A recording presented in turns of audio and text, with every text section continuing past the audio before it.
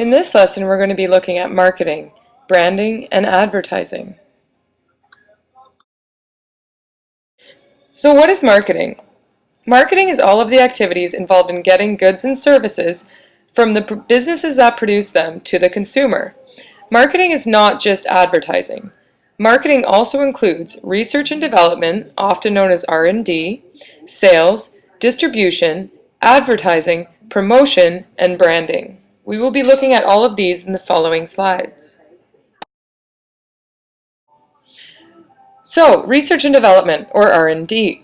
Research and development is finding out what people will buy and how to sell it to them. So we looked at market research earlier in this course, and basically that's one of the stages of R&D. Sales. Sales is the act of convincing consumers to buy the product or service through various channels. Distribution. Distribution is moving the product or service from producer to consumer. So advertising is using various ways to let consumers know what the product or service exists. Promotion is highlighting products and services to get consumers to purchase them, whereas branding is using a set of images, colors, video, and audio so that consumers know what the company does, stand for, and is selling. A lot of times these three things get confused, so we're going to talk a little bit more about them to ensure that you understand what each one is within marketing. So let's talk about branding. So think about the three images below. What do you think of the following brands? Why do you know them? And can you name a slogan of theirs? Think about that for a second.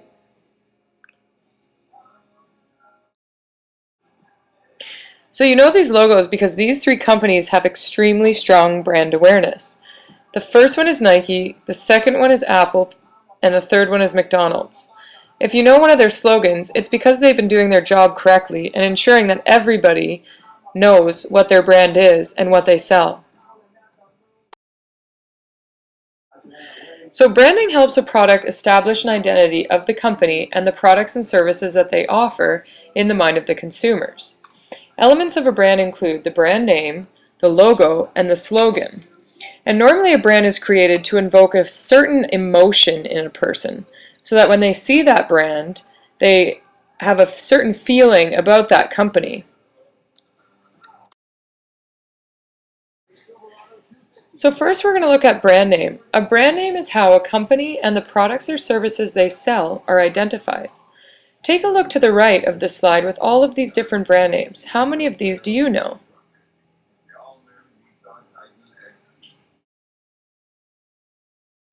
Next is the logo. The logo is a visual representation of the brand. There's a couple different styles of logos. So a monogrammatic is a stylized rendering of a company's initials or a combination of initials and numbers. Take a look at these two. One is IBM and one is Coca-Cola. It's the brand name in a very stylish format. The second type is a visual symbol, which is a drawing of a person, animal, or a thing, such as these three here, the Roots, American Eagle, and the Molson Canadian logos. The third type is an abstract symbol. These are shapes that carry a visual message, but are not representative of actual things. If we look at these three below, the Chevrolet symbol is for a car, but it doesn't really have anything to do with the car. Same thing with the Adidas. Three stripes don't really mean anything in particular, but it's very visually appealing and has strong brand awareness because right away we know what it is. As well as the Pepsi symbol. Again, it's not showing a drink specifically, but everybody knows Pepsi's symbol because they've done such amazing brand awareness. These are abstract symbols. Next, we're going to talk about slogans. So slogans are taglines for both print and broadcast advertisements. Some examples that you might recognize are, the first one is MasterCard's priceless. The Canadian Blood Services has a slogan that says, "It's in you to give." And Sprite's "Obey your thirst." These are all three slogans that you might recognize because you've heard them so many times on the radio or on TV or seen them in print ads. So now you're going to do the your brand assignment. So this is where you get to develop your own personal brand. For your brand name, you can use your own name or make one up, something that relates to you. For your logo, it can be monogrammatic, a visual symbol, or an abstract symbol, as we talked about earlier. And for your slogan, I want you to develop a slogan that represents your brand. So what you're all about, your personality, goals, or philosophy, etc.